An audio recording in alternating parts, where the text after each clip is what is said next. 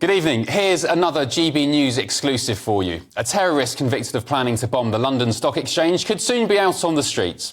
Shah Rahman was one of 4 Al-Qaeda-inspired British extremists who plotted to cause death and destruction in the capital in 2012. A handwritten target list discovered by cops at the home of one of his accomplices showed the names and addresses of the then London Mayor Boris Johnson, the Stock Exchange, 2 rabbis and even the US Embassy. Rahman was jailed for 12 years in 2012, but released on licence in 2017. He was considered a key member of the group and just hours before he was arrested had been overheard going through details on how to construct a pipe bomb. He was jailed again in 2022 for breaching licence conditions after police discovered he had a secret bank account. But despite his clear hatred for Britain and for breaching his bail conditions again, Rahman has a parole hearing coming up in January, in just a few weeks, where he could once again be given the green light to roam the streets of Britain.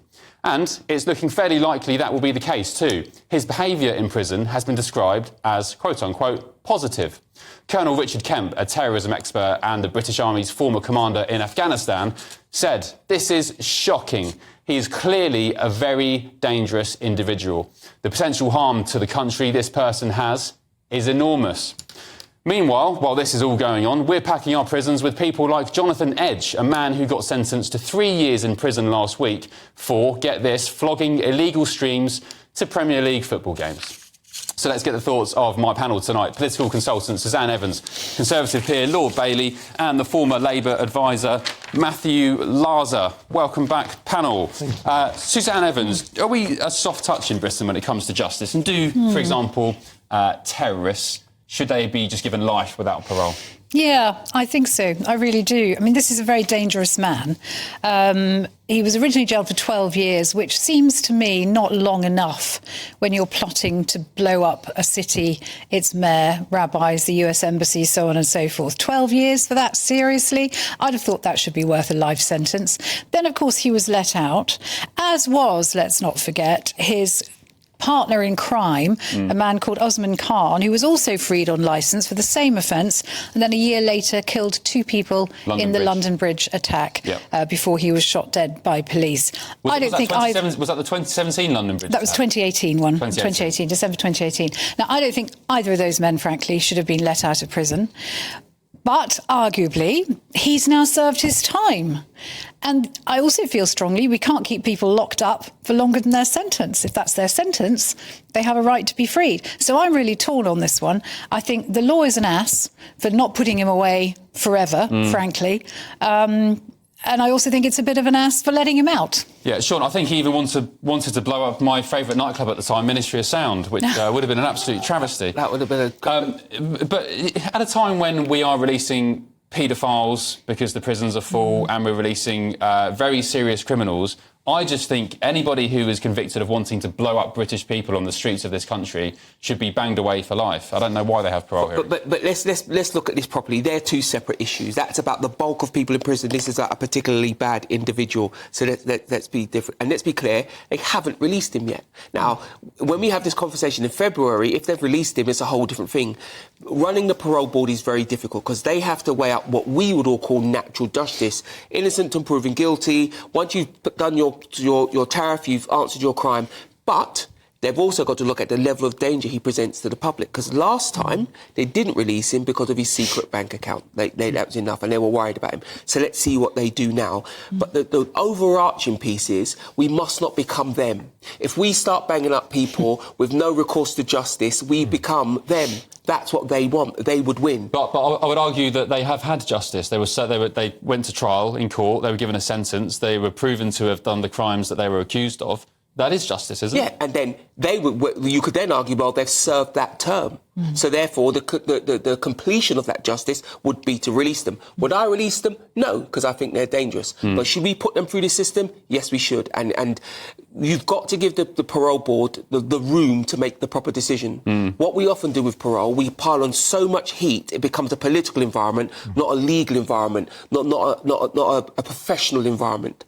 And let's see if they release him or not. His behaviour in prison is one thing. Yeah, it may be positive, but the bottom line is he presented himself as a huge danger to us all, they could potentially keep him. Matthew Larson, would you feel comfortable living next to this bloke if he moved in next door to you? No, I wouldn't. I mean, I used to live opposite the Ministry of Sound, so...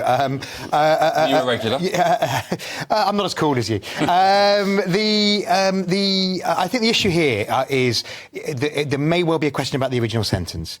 And if the tariff that is in legislation for terrorism isn't enough, then we need to look at that. Once somebody has been convicted, you have to let the system treat everybody the same, and that doesn't mean that they should be let out. It means that the parole board should make that proper assessment. It's incredibly difficult decisions they make. I, for one, would not want to be on the parole board. But you know, I think in this case, I rather suspect there may be reasons why they don't. But I think he has to be treated, as Sean says, the rules have to apply. Perhaps originally he should have been sent down for longer.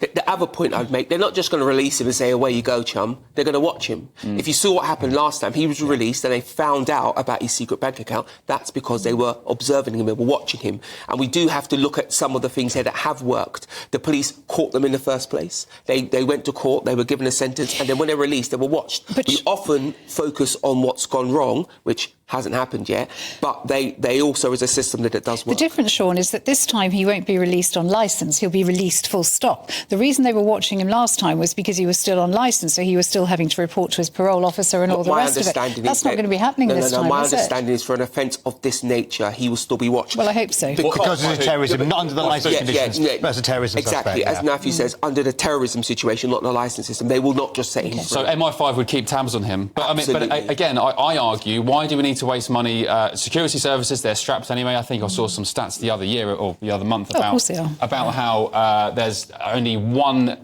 intelligence agent per 500 terrorist suspects in the UK. He's having to keep tabs on them the whole time. So I'd argue, why don't we save money for MI5 and the intelligence services by just keeping this guy in prison? It might not be any cheaper.